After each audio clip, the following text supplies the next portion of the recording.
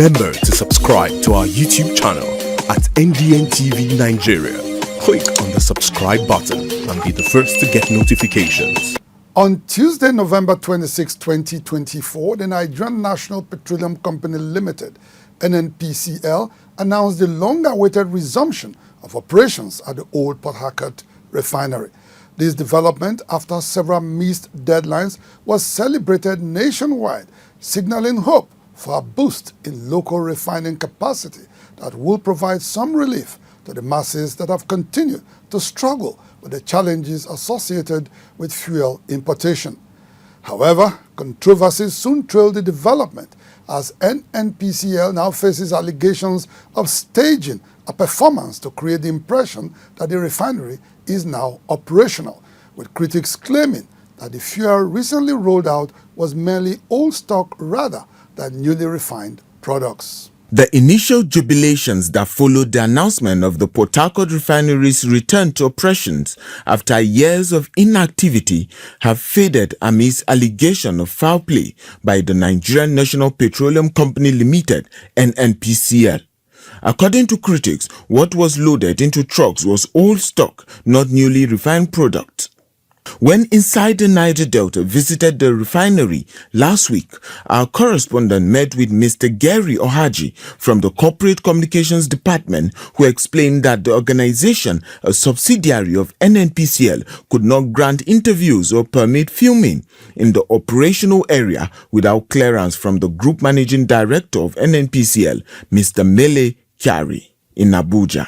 This textbook response from Mr. Ohaji is characteristic of some government agencies in Nigeria when indeed they have things to hide from the Nigerian public.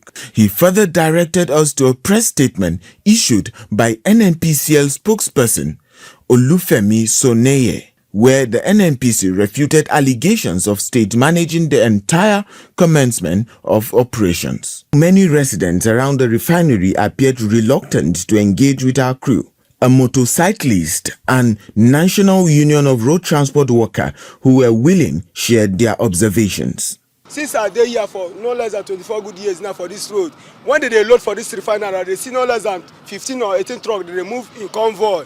But this one now, I know they see anyone, I no go lie for now.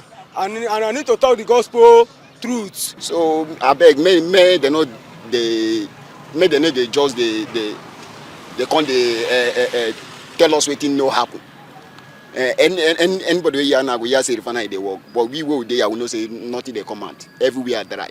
In Alessa Eleme, the traditional ruler of a Congo community, His Royal Highness Dr. Peter Olukanwi, politely declined to comment, stating that he was not in a position to provide updates on the operations of the refinery. Meanwhile, in Ekere-Kana-Ama in Okrika local government area, another host community of the state-owned refinery, the Community Development Committee chairman, Mr. Michael Abolo, declined any comment but expressed frustrations with the operations of the refinery, which he says produces industrial waste that has long been a source of environmental and health challenges for their people.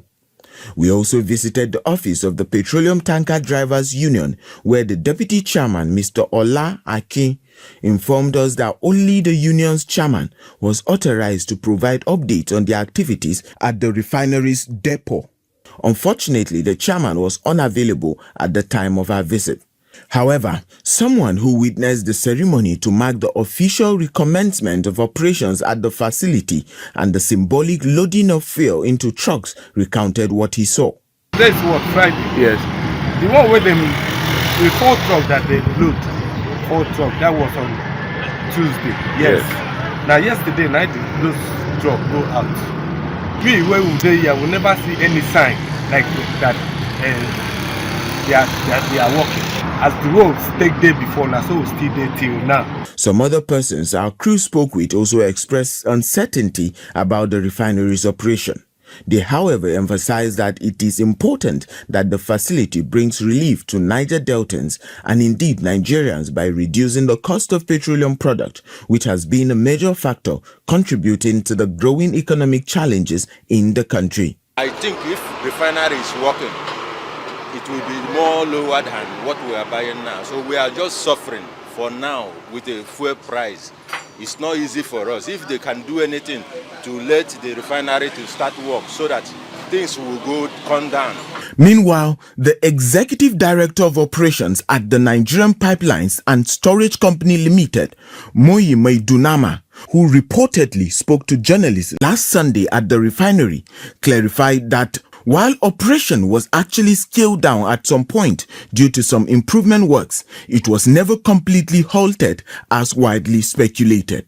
Maidunama confirmed that the refinery is now fully operational and actively rolling out products.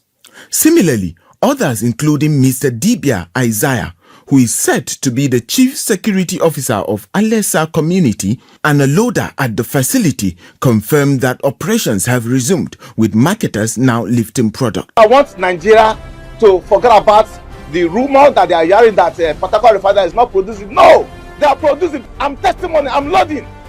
Not that I'm just an ordinary representative, but the special grace of God, I'm one of the loaders. So I don't see what is fallacy all over it. Inside the Niger Delta,